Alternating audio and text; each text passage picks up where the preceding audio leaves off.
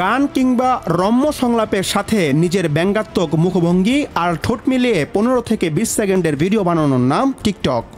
Bedroom থেকে বাড়ির ছাদ, স্কুল আঙিনা থেকে সদরঘাট, কোনো স্থানই বাদ নেই টিকটকারদের হাত থেকে।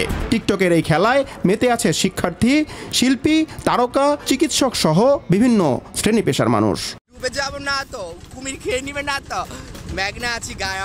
ব্যঙ্গাত্মক রম্য সংলাপের আড়ালে আসলে কি হচ্ছে টিকটকে? অ্যাপসটি নিয়ে ঘাটাঘাটি করলে দেখা যায় অশ্লীলতার এপিঠ আর ওপিঠ হলো এই মাধ্যমটি।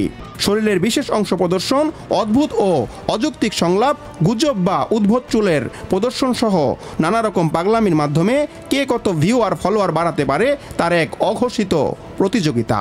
যদিও এসব বিষয় মানতে নারাজ টিকটকাররা। আসলে টিকটক করার কারণ হচ্ছে যে আমাদের কিন্তু বিনোদনের কোনো জায়গা নাই, আমাদের কোনো মাঠঘাট নাই, আমাদের প্রত্যেকটা মাঠ কিন্তু বিল্ডিংয়ে রূপান্তরিত হচ্ছে। তো ওই কারণেই আমরা কিন্তু টিকটকটারে বিনোদনের একটা জায়গা হিসেবে বাছিয়ে নিছি। আমরা ইন্ডিয়ান চ্যানেলগুলো দেখি ইন্সপায়ার্ড হচ্ছি সব কিছুর প্রতি, ঠিক আছে। তাহলে আগে ইন্ডিয়ান চ্যানেলগুলোকে বন্ধ করলে তারপরে আমি মনে করি টিকটক বন্ধ করলে আমরা মানে নিতে রাজি। বিকজ টিকটক একটা অ্যাপ, কোনো অ্যাপই কিন্তু খারাপ না, ঠিক আছে। প্রত্যেকটা অ্যাপই কিন্তু ভালোর জন্যই রেডি হয়। টিকটকারদের আছে নানা রকম গ্যাং বা গ্রুপ। যোগাযোগের জন্য রয়েছে মেসেঞ্জার চ্যাট গ্রুপ, যেখানে নানা রকম অবৈধ কর্মকাণ্ডের আলাপ আলোচনা চলে রাতভর। অভিযোগ আছে টিকটক ব্যবহার করে অনেকেই জড়িয়ে পড়েছেন চাঁদাবাজি, মাদকসহ নানা অবৈধ কাজে। টিকটক পার্টির নামে জুয়ার আসর, মাদক কেনাবেচা আর সেবনের কার্যক্রমও চলে হরহামেশাই। এসবের সঙ্গে গুটি কয়েক টিকটকার সম্পৃক্ত বলে স্বীকার করেছে টিকটকাররাই। কিছু কিছু আছে, এরকম গ্রুপ আছে, আমাকেও অ্যাড দেয়, ওকেও অ্যাড দেয়, অনেক গ্রুপ আছে। তো তাদের অনেকে চিনি না, অনেকজনকেই চিনি না। অ্যাড দেওয়া অনেক রকমের কথাবার্তা হয়, পরিচিত হয় সবাই। তারাই বেশিরভাগ পরিচিত হওয়ার পর পার্টির ব্যাপারে কথাবার্তা বলে দেন, অনেক কথাবার্তা বলে, কলে আসে সারা রাত, কোথায় পার্টি হবে, কয় তারিখে কি পার্টির কার্ড, এইসব বিষয় নিয়ে কথাবার্তা হয়। এটা আমি নিজেও দেখছি, আমাকে গ্রুপে অ্যাড দিছিল কিছু গ্রুপে। বর্তমানে টিকটক যেহেতু মোস্ট ট্রেন্ডিং একটা অ্যাপস, এখানে এসে অনেকে এই যে খারাপ কাজে জড়িত হয়ে যাচ্ছে, এই যে ছোট ছোট ছেলেমেয়ের অনেক অশ্লীল কাজ করতেছে, এই যে মাদক নিচ্ছে বা এই যে খারাপ কাজে জড়িত হচ্ছে, আবার এই যে কিশোর গ্যাং তৈরি হচ্ছে, আর মানে এইটাই হচ্ছে আর। এদিকে রাস্তাঘাটে যেখানে সেখানে টিকটকারদের শুটিংয়ে বিরক্ত অনেকেই। হাঁটতে পারি না, চলতে পারি না, জেনে এনে যাই খালি টিকটক। সকাল থেকে শুরু করে এই রাস্তাটার নামও দিয়ে দিতে টিকটক পারা। পুলিশ তো কিছু বলে না, মানে মাঝে আগে বলতো পুলিশ দাবন মোড় দিতে, এখন কিছু করে না।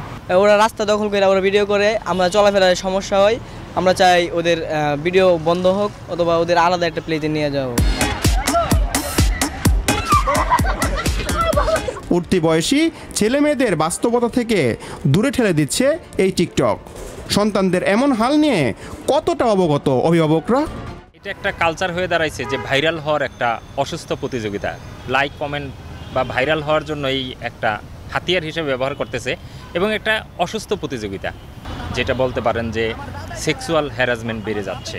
বা আমি অনেকগুলো ক্রাইমের কথা পড়েছি, এবং খুব বড় বড় গ্রুপে বা পেজে আমি যেই পোস্ট বা কমেন্টগুলো দেখেছি একাধারে, কোথাও আমি পজিটিভ কিছু পাইনি। নেগেটিভ তো বটেই, এমনও বলছে যে এই মেয়ে বিয়ে করা যায়, বলছে না, এটা সম্ভব না। এবং আপনি যদি আমার পরিবারের দিকে বলেন যে আমার ভাই, মেয়ে বা সন্তান, চারপাশের দিকে কথা বলেন, আমি যেটা দেখতেছি এদের কাউকে আমার স্বাভাবিক মনে হয় না।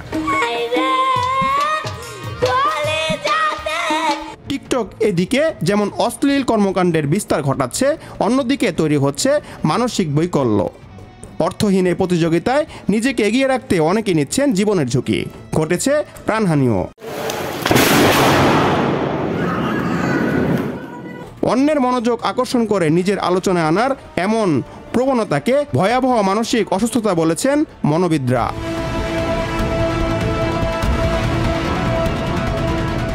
Hasibul Hossain Arnob, news 21 news desk.